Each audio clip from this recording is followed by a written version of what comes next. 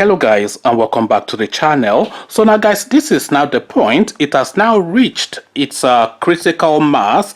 I don't know if any of you have ever observed a poker game. If you are playing poker, you are holding your hand, but you don't know the hand that your competitors are holding. But then to call their bluff, you throw all your chips on the table to the center of the table and you play all or nothing.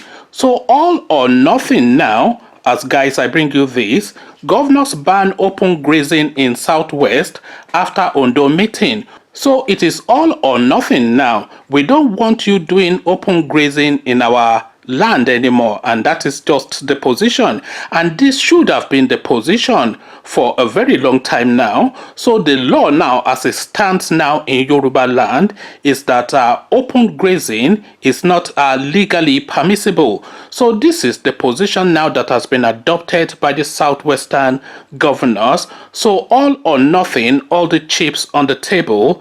As again, governors ban open grazing in Southwest after Ondo meeting. So now let's now see if this is restrained or contained within the Southwest, or if this is the entirety of the country. The governors of the Southwest who met in Ondo capital Akure on Monday banned all forms of open grazing in the region. The decision was taken during the meeting, which was held with the leadership of the Mieti Ala Cattle Breeders Association of Nigeria, as well as security chiefs.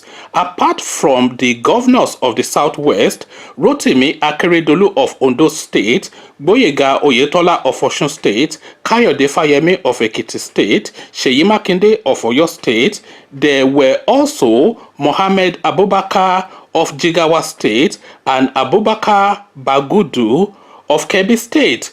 Giving a report of the meeting, Governor Makinde said, "Today the Southwest governors held a security stakeholders meeting in Ondo State. The meeting was attended by our brother governors from Kebbi and Jigawa State, security chiefs, Southwest Zone led by the AIG Zone 2, and leaders from the Mieti Ala Cattle Breeders Association of Nigeria. Collectively, we resolved to ban open grazing in all parts of the Southwest." So it is the Southwest now that we're talking about, because that is their tradition there. So they can do it there and act as they will in their own country, but certainly not in Yorubaland.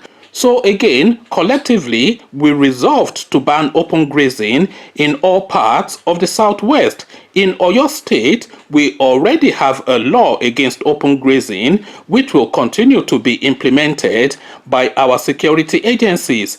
Earlier, the Nigeria Governors Forum Chairman and Ekiti State Governor Kayode Fayemi, in his remarks, assured the headsmen that they were not asked to leave Ondo State, but only to get proper registration. He added that the meeting was held at the instance of the NGF and necessitated by the exigencies of the present challenge of insecurity in the country. He noted there was no eviction order given to the Fulani headsmen in Ondo or any other state in the Southwest. "This is your home. You've lived here, married, and done business with us. Nobody is going anywhere." The statement by the Ondo state government had no eviction reference. Fayemi was quoted as saying at the meeting. So effectively, they are saying it is not an eviction notice, but in effect, it is an eviction notice.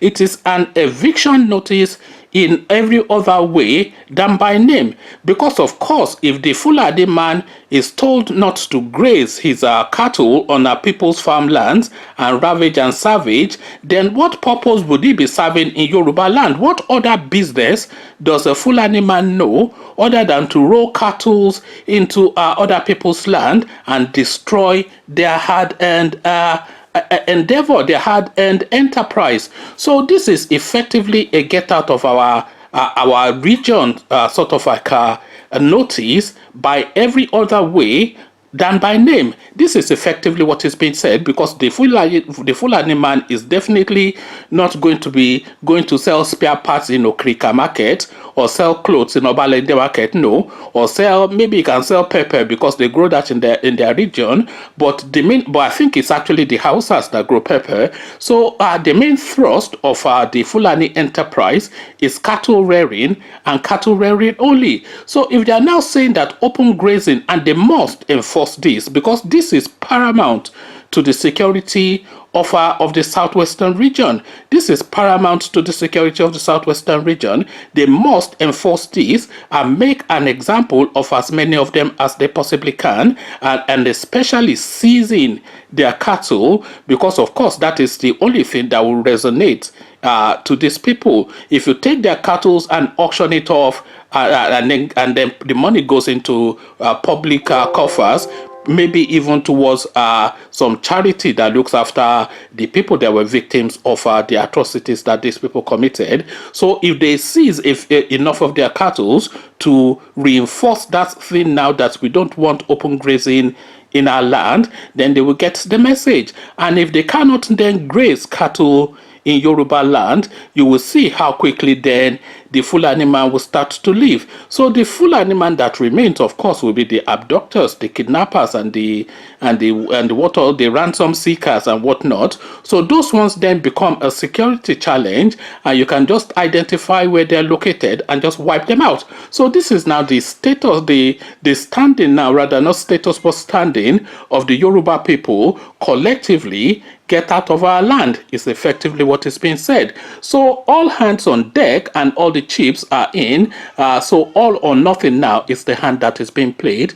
But how will Malam Buhari respond to this now via Garba Shehu is the question. Come share thoughts about all this with me in the comment section. But before you come into the comment section to engage, click on the red subscribe button so it turns gray. Bell button notifies you every time I drop a new video. Click on like as well, because that helps with the YouTube algorithm. The Yoruba people are saying get out of our land in all ways, but in actual terms. So I'll leave you here.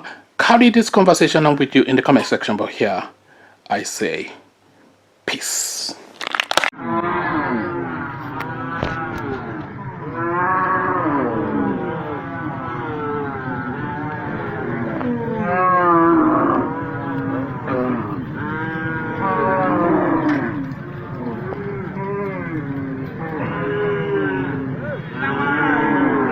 Under border.